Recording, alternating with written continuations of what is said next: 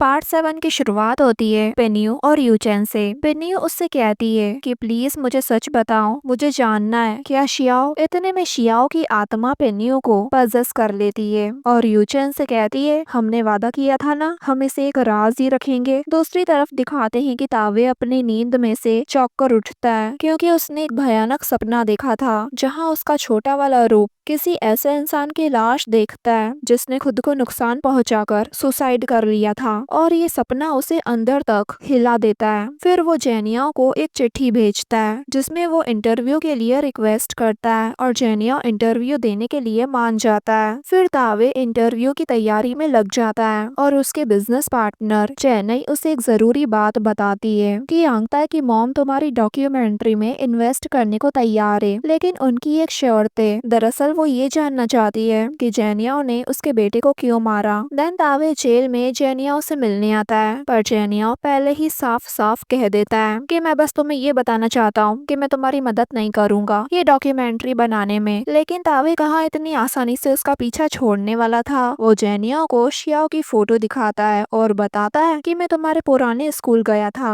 और उससे जुड़े लोगों से बात की तो सब लोग उसे याद करके मुस्कुरा रहे थे, लेकिन जैसे ही मैंने पूछा कि बाद में शियाओ के साथ क्या हुआ तो सब चुप हो गए। ये चुप्पी क्या होती है मैं सबसे ज्यादा अच्छे से समझता हूँ। वैसे तावे को सबसे ज्यादा हैरानी इस बात की होती है कि किसी को भी शियाओ और जेनियाओ के रिश्ते के बारे में कुछ नहीं पता। इवन स्कूल में भी किसी ने उन दोनों को मिलते हुए भी नहीं देखा था। फिर वो जेनियाओ से आगे कहता है कि मैंने उसका वीडियो ऑनलाइन देखा। ये सुनकर जेनियाओ हैरान हो जाता है। फिर तावे कहता है अगर मैं उसका बॉयफ्रेंड होता तो मैं भी यही करता जो तुमने करा, जिसने भी उसे तकलीफ दी उसे जिंदा नहीं छोड़ता। तब जेनियाओ बोलता है कि हाँ मैं शियाओ को जानता था लेकिन हम दोनों क्लोज नहीं थे, वो मेरी गर्लफ्रेंड यूचेन की बेस्ट फ्रेंड थी। अब ऑफिस लौटकर तावे को वहाँ पर पेन्यू मिलती है, लेकिन असल में वो पेन्यू नहीं थी। पेन्यू के शरीर के अंदर शियाओ होती है। तावे उसे अपनी और जेनियाओ की मुलाकात के बारे में बताता है और कहीं न कहीं उसे यकीन है कि जेनियाओ और शियाओ का रिश्ता इतना सिंपल नहीं था और जेनियाओ को छुपा रहा है। यहीं से एक फ्लैशबैक और दिखाते हैं 2007 के साल का। शियाओ की अच्छी परफॉर्मेंस को देख क्लास की एक लड़की की जलन और बढ़ती जा रही थी। उसका नाम होता है चैन इनिया। अब वो डांस टीम के दूसरी लड़कियों पर भी चिल्लाने लगती है, वो भी बेवजह। दूसरी तरफ दिखाते हैं कि तापे में जेनिया अब एक मूविंग कंपनी में जॉब करने लगता है, यानी उसका काम मजदूरी वाला है। जैसे वो अपनी जॉब से फ्री होता है उसे उसकी मॉम का एक मैसेज मिलता है। वो कहती है बेटा घर वापस आ जाओ, हमने हमारा कर्ज चुका दिया है, अब तुम्हें छुपने की जरूरत नहीं है। अब अगले दिन दिखाते हैं कि वो अपनी सिटी वापस लौट आता है और घर से पहले वो स्कूल आता है और शियाओ को ढूंढता है। तभी उसे क्लासरूम में शियाओ मिलती है जो गुस्से में उसकी डेस्क पर लिखी गालियों को साफ कर रही थी, जो यांगता और उसके दोस्त ने लिखी थी। उसे गुस्से में देख जेनिया थोड़ा सैड होता है, बट जब शियाओ गुस्से में यांगता के डेस्क को लात मार कर गिरा देती है तो जेनिया को हंसी आ जाती है। शियाओ को ऐसा करना उसे काफी अच्छा लगता है। खैर दोनों बाद में खाना खाने जाते हैं और वहीं उन्हें दूर से यांगता देख लेता है, लेकिन पास आने की हिम्मत नहीं करता और वहां से चले जाता है जैसे उसके शैतानी दिमाग में कुछ तो चल रहा है। अगले सीन में दिखाते हैं कि जेनिया जब घर पहुंचता है तो अपनी मॉम को कुछ पैसे देते हुए कहता है कि मैं वापस तापाई जा रहा हूँ। तब उसके डैड वहाँ पर आते हैं और उसे उसके पैसे लौटा देते हैं कि हमें तुम्हारी मदद नहीं चाहिए, अब जो भी करोगे वो तुम्हारी जिंदगी। ये कहकर घर के अंदर चले जाते हैं। शाम को उसकी मॉम उसे मनाने की कोशिश करती है ताकि वो तापाई सिटी न जाए और कहती है अब हम उन डेब्ट कलेक्टर से फ्री हैं और तुम्हारे पापा भी बदल गए हैं और उन्हें नई कारपेंटर की जॉब भी मिली है। लेकिन जेनिया अब उनकी बात सुनना ही नहीं चाहता था। तभी अचानक बिग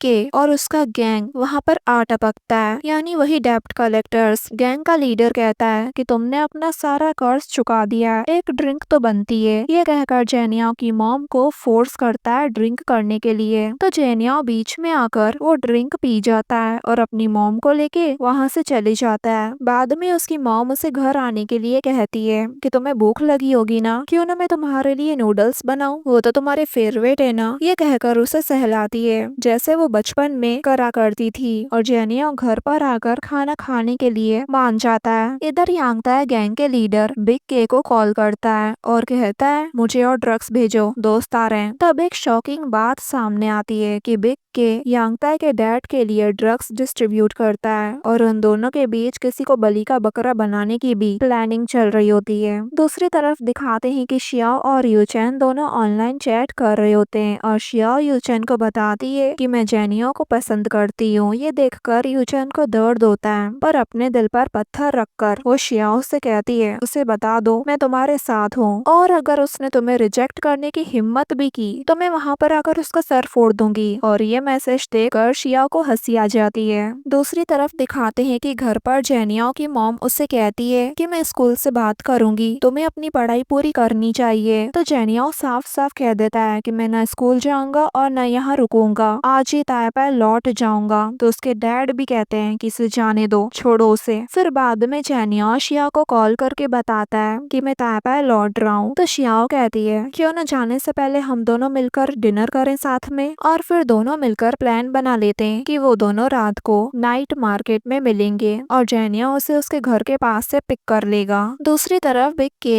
जेनियो के डैड से मिलने आता है और यहाँ रिवील होता है कि जेनियो के डैड ने ताइपे सिटी में किसी को चीट करा था और उसी के पैसे से बिग के का कर्ज चुकाया है। अब बिग के को ये बात पता चल गई थी तो उसने उस चीट हुए हुए आदमी को पैसे तो लौटा दिए और अब वो जेनियो के डैड से कहता है कि मेरा अब ये कर्ज कब लौटाओगे। यानी बात घूम फिर के वहीं पर आ गई। अगले सीन में दिखाते हैं कि जब जेनियो घर आता है तो उसे ढूंढते हुए पुलिस वहां पर आती है और बताती है कि हमें खबर मिली है कि जेनियो ड्रग्स यूज और ट्रैफिकिंग में इन्वॉल्व है। ये सुनकर जेनियो और उसकी मॉम तो हैरान ही हो जाते हैं, लेकिन उसके डैड हैरान नहीं लगते। उसकी मॉम तो कहती है कि मेरा बेटा ऐसा नहीं कर सकता, लेकिन जब पुलिस उसका रूम चेक करती है तो उन्हें उसके बैग में से ड्रग्स मिलते हैं। जेनियो तुरंत कहता है ये मेरे नहीं है, जबकि उसके डैड तो जेनियो को पुलिस के हवाले कर देते हैं कि इसे ले जाओ और उसकी मॉम बस शॉक में खड़ी होती है। जब जेनियो समझता है कि कोई उसकी बात पर विश्वास नहीं कर रहा तो वो वहाँ से भाग जाता है। अब वो पुलिस से तो बच जाता है, पर तभी यांगताई उसे कॉल करके कहता है मैंने सुना कि तुम मुसीबत में हो। जेनियो कहता है तूने मुझे फंसाया है ना। तो यांगताई कहता है हाँ, ये सब मैंने ही प्लान किया था। तुम्हारे डैड ने 5 लाख का कर्ज उतारने के लिए तुम्हें हमें सौंप दिया और इवन वो तो हिचकिचाए तक नहीं। जेनियो पूछता है तुमने ये सब क्यों किया। तो यांगताई कहता है मैं तुमसे नफरत करता हूँ, इतनी कि मैं तुम्हें बर्बाद कर दूंगा। अगले सीन में दिखाते हैं कि शियाओ जेनियो का वेट कर रही होती है और वो भी तेज बारिश में। जेनियो वहाँ भीगते हुए आता है तो उसकी ऐसी हालत देख शियाओ घबरा जाती है। जेनियो आगे होके रोते हुए कहता है मेरे डैड ने मुझे बेच दिया, मेरी माँ मुझ पर भरोसा नहीं कर रही है, उनको लगता है मैं ड्रग्स बेचता हूँ, लेकिन ये सच नहीं है, किसी को मुझ पे विश्वास नहीं है, मुझे नहीं पता मैं कहाँ जाऊँ। शियाओ बस चुपचाप उसकी बात सुनती रहती है और कुछ नहीं कहती और फिर उसे गले लगाकर कंफर्ट करती है, जैसे कहना चाह रही हो मुझे तुम पर विश्वास है। और इसी मोमेंट पर ये पार्ट पूरा होता है गाइस।